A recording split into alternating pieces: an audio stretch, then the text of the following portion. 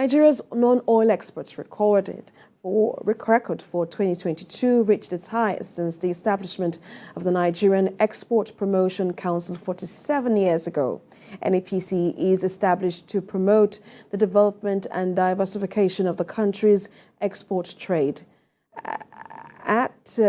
As the May 29 handing over to a new administration draws nearer, economists and stakeholders believe positive regulations in the non-oil export sector can deliver the country from fiscal deficit.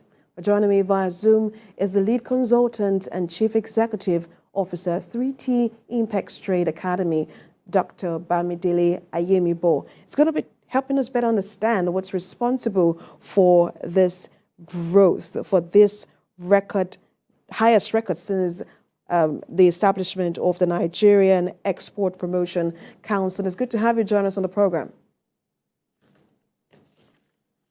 Yeah, good afternoon. Well, let's start the conversation at this very interesting point where we see that the Nigerian Export Promotion Council generated a sum of $4.82 billion last year.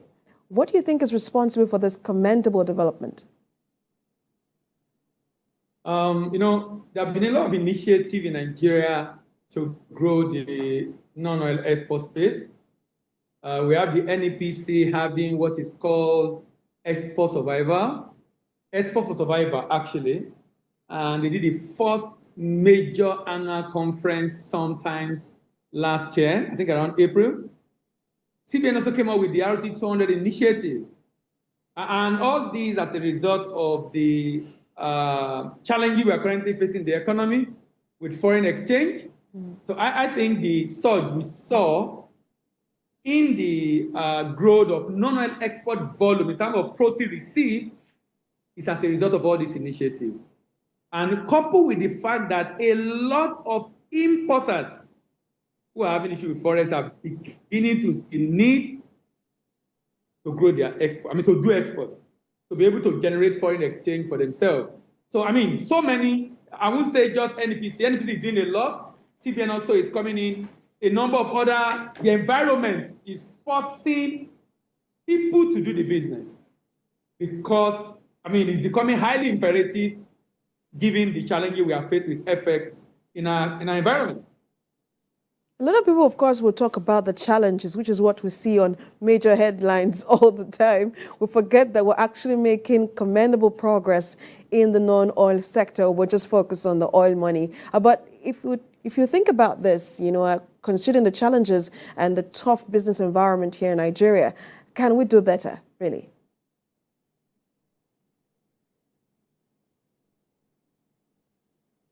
I'm asking if we can do better than the figure we saw last year, this year, considering the challenging business environment, considering the exports that we're getting from the non-oil sector.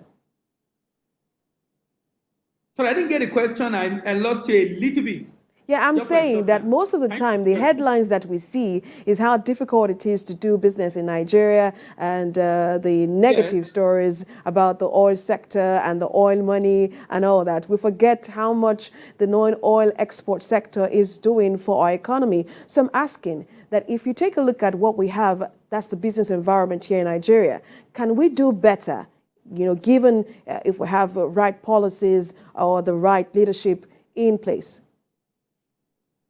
We can do a lot better. In fact, left to me, we shouldn't be celebrating that we are doing 4 billion. We shouldn't be celebrating that at all. We can pat ourselves at the back that we tried, at least better than before, but compared to what we are capable of doing, no, it's nowhere where we should be as a nation. So many issues that I'm assuming we'll be able to talk about on the show today. But the fact is that we are not doing enough. We're not doing very well. Let me give an example. In Africa, so I don't want to go beyond Africa. In Africa, among the top economy, Nigeria, Algeria, South Africa, Morocco, Egypt. Nigeria has the largest population, but South Africa has more in terms of export volume. If you put oil and non-oil together, last year we did 67 billion out of which about 4 billion is non-oil, the one you talk about. But South Africa did over 90. That's about 60 million country and population. So we're not doing, given our size and given a lot of things we can do because of the opportunity available. So definitely there's so much we're talking about later on that I think the new administration need to definitely consider so we can grow our non-oil exports. So we're not doing well enough, but we can still put ourselves in the back. At least we are not where we used to be. Well, let's still commend ourselves because, most times we get to hear the bad stories first. But if you take a look at, let's set an agenda for the incoming administration with regards to exports. What do you think are the low-hanging fruits or possible quick wins for them? Number one, I want to appeal, even if CBN governor, we have to go, probably for political reason, they should retain his policies. He started a policy, RT 200, FX, that is encouraging people to come into export, and I think that should be retained. In fact, I think the federal government should own it. It looks more like a CBN idea right now. It would be good if federal government own it. I mean, I'm talking about the presidency now. There is this thing around body language that you hear a lot about presidency body language. When the president is going anywhere, and in every statement he made or speech he made regarding the economy, if he keep repeating a particular issue in a particular sector, I think the outgoing administration did a lot of that with Agric, and we saw what happened in Agric and what they were able to do. We need to do exactly the same in export. I think the new administration to take export as declare a state of emergency in export. In fact, someone said we need a ministry of export development. Is that serious? To be able to grow non-oil export. So we need to put export on the front burner, but while doing that, we need to grow our productive capacity, meaning we need to support all the businesses, particularly those that are adding value. So now look at this. Do you know that out of the top economy in Africa, Nigeria has the lowest number of exporters? Even Ghana has more exporters than Nigeria. Cote d'Ivoire has more exporters than Nigeria. Registered exporter. Nigeria is just about 3,000 plus. And over 30,000 importers. But 3,000 plus exporters.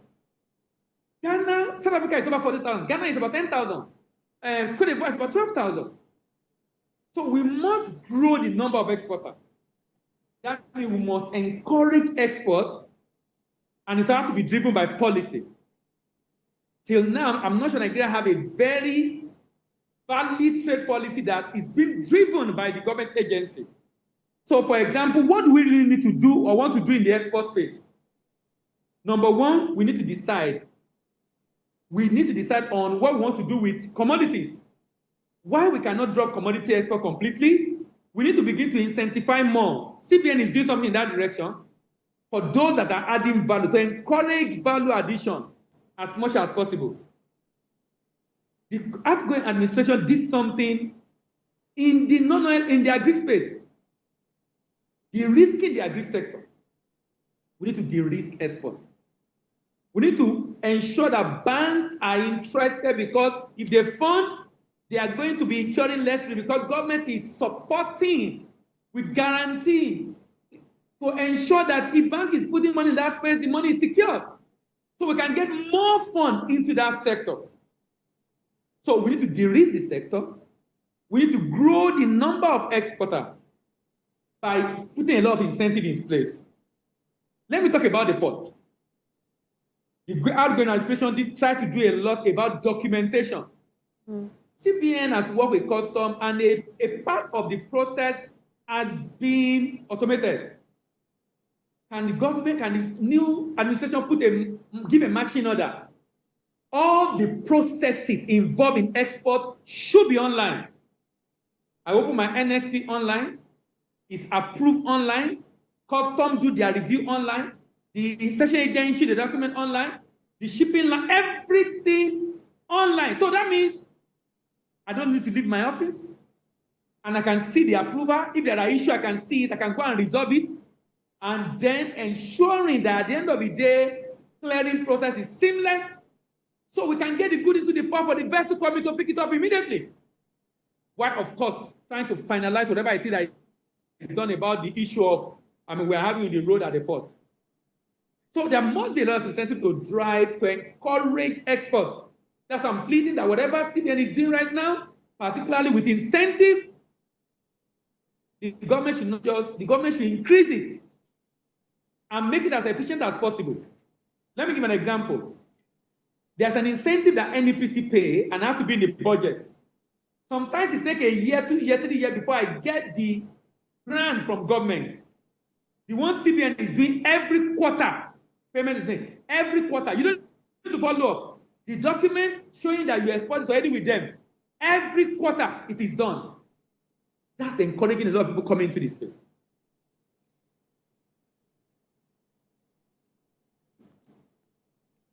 Mr. Bamidele, are you still with me? Yes, I'm done. Okay, so I was going to ask, you know, a lot of times we, of course, we understand what the government should be doing at this time, which is creating a business-friendly environment, particularly for entrepreneurs. But if you take a look at, the question I like to ask is, are Nigerian exporters really ready? Because when you take a look at the issue of processing, packaging to low value of agriculture, while producing international market, would you say they are ready to actually take their product outside? Because even for we, the market in here, sometimes we can't really trust this product. You know, you're right, but not completely. The fact remains that a lot of finished good, value-added products are currently leaving Nigeria on a daily basis by road, by sea, and by air. What we need to do is to identify those products, people producing them, and see how to support them to expand what they are doing and bring more people into it. In terms of certification, NEPC did a lot upper year, 2 years ago and last year, to support a lot of organizations to get necessary certification to be able to get into the sector. So the government is doing a lot in that space. So to be able to ensure our product is acceptable, in terms of getting them to add value, that's where incentives comes in. So if government is supporting and giving incentive to those that are adding value, it encourages people to want to add value because they know if I add value, government is going to support me. I'm going to be able to get facility, to be able to get machinery and expand and add value. So I think the people are ready. I think the people are ready. I think the government is not ready. That's why I said we need now. Let me say this. We need a head of NEPC that have access to the president by virtue of being a minister or a special advisor to the president, so that he doesn't have an initiative and then another agency is blocking it, and he doesn't have a way of solving it. Let me give you an example. Currently, the cost of freight from Nigeria is crazy. Compare freight from Nigeria to Benin, to Togo, to Ghana. It's making us to be uncompetitive when you are shipping by air. And NEPC has been trying to work with the stakeholders. If at some point I was asking them, your ministry and the other ministry are working for the same presidency. Why is it so difficult for you to be able to get them to cut down this cost that is making a lot of planes entering Nigeria going back empty? If the NEPC head is able to have access to the president and discuss this issue with the president, and the president call in the FAN and NACO and all the people at the airport, get them to do what they need to do. We need to grow exports. You are saying planes should pay some outrageous bill that is making them to prefer to go to Ghana. They are leaving Nigeria empty. They bring in the plane, the cargo plane, they literally leave Nigeria empty. And NEPC is doing all to be able to ensure they reduce that cost. This agency are not ready to reduce those costs. Because maybe the government gave them a target. So can we have the way the president can talk to all of them and resolve this issue to encourage export? So in the bid to drive or generate revenue, maybe because they get them target, they are not hindering export. Because there's so much shipment we can do by air, but all that have been affected because of this issue.